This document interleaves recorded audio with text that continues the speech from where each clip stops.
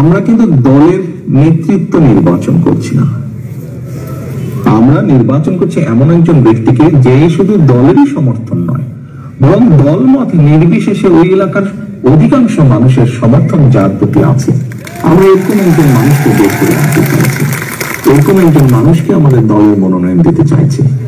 শুধু দল দিয়ে তো নির্বাচন হবে না, নির্বাচনে তো সাধারণ মানুষের অংশগ্রহণ থাকে, বিভিন্ন মানুষের অংশগ্রহণ থাকে। কাজে যার সমর্থন আমরা খুঁজে বের করার চেষ্টা করছি, যার প্রতি বিভিন্ন শ্রেণী পেশার মানুষের সমর্থন আছে, শুধুমাত্র দলীয় সমর্থন নয়, এরকম মানুষ। চাঁদপুর ১ আনম এসানুল মিলন।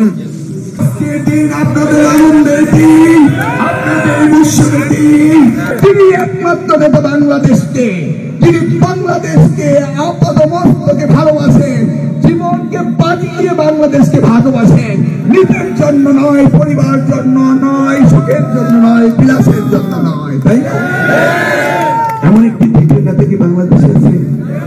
শহীদ জিয়ার নাম বলুন, যিনি এসেছেন তিনি নিজের জন্য এসেছেন। একজন নেতার নাম বলতে পারবেন বাংলাদেশের রাষ্ট্রপতি হয়েছে, প্রধানমন্ত্রী হয়েছে বেগম খালেদা জিয়া, শহীদ জিয়া ছাড়া যারা দেশের জন্য ভেবেছে তারা ভাবেনি, তারা নিজের জন্য ভেবেছে। তারেক রহমান ইন্ডিসপেন্সেবল। তারেক রহমান ব্যতীত এই বাংলাদেশ হতে পারে না। তাই আমি বলি, we need Tarique Rahman, rather he needs us. The Bangladesh needs Tarique Rahman. বাংলাদেশের প্রয়োজনে তারেক রহমানকে বাংলাদেশে ফেরত আসতে হবে। বাংলাদেশের প্রয়োজনে তারেক রহমানকে দেশে আনতে হবে। বাংলাদেশের প্রয়োজনে এই নির্বাচন হতে হবে। বাংলাদেশের জন্য নির্বাচন হবে। এই জায়গায় কোন ষড়যন্ত্র চলবে না। আজকে অনেক রাজনৈতিক দল মনে করছেন যে আপনারা খেলবেন, আপনাদের খেলার কোন সুযোগ নেই।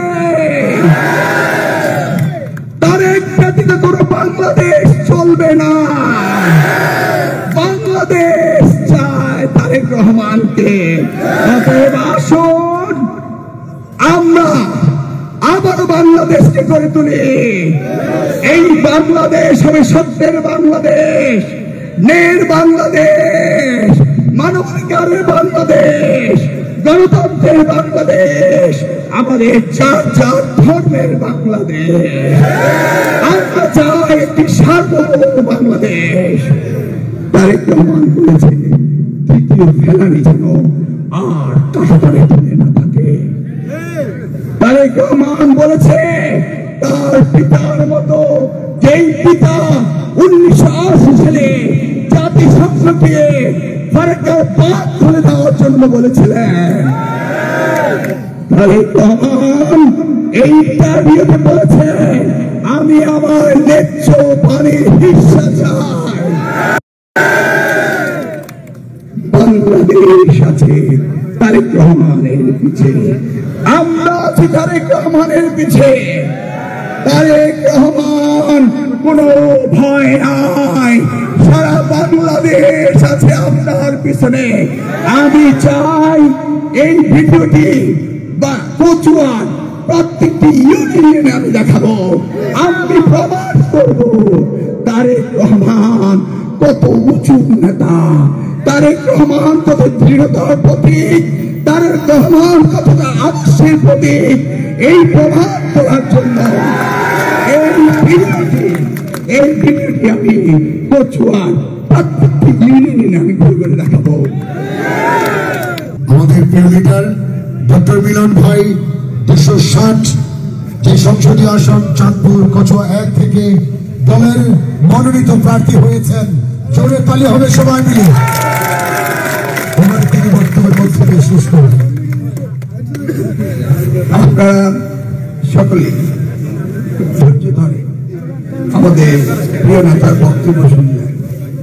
আপনারা শুনতে পেয়েছেন, উনি বলেছেন তাদেরকেই মনোনয়ন দিবে যারা তার নিজ নিজ এলাকায় জনগণের সাথে সম্পৃক্ততা রয়েছে, তাদের সাথে সম্পর্ক রয়েছে, তাদেরকে তিনি মনোনয়ন দিলেন। নিশ্চয়ই আপনি এটা পেয়েছেন নাকি? আপনারা খুশি আছেন? আমি মনে করি আজকে সারা বাংলাদেশ খুশিতে, সারা বাংলাদেশ আজ খুশি বন্যা বয়ে যাচ্ছে।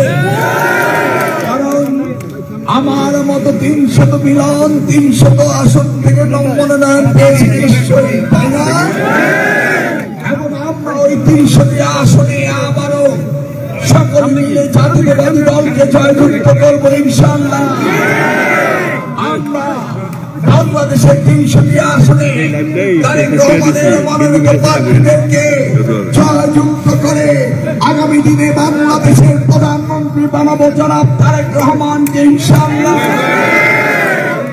আজ থেকে আমরা সকলে ভুলে গিয়ে আমরা সকলে একত্রে, আমরা সকলে মিলে ওই ধানের শীষের প্রতীক, ওই শহীদের রাষ্ট্রপতি জিয়াউর রহমানের প্রতিষ্ঠিত দল, ওই বেগম খালেদা জিয়ার স্বপ্নের দল, ওই তারেক রহমানের দলকে আমরা আগামী দিনে ওই সংসদে দেখতে চাই। আমরা দেখতে চাই মন্ত্রী পরিষদে, আমরা দেখতে চাই আগামী দিনের বাংলাদেশে, আমরা দেখতে চাই সকল জায়গায় বীর প্রার্থী জয়যুক্ত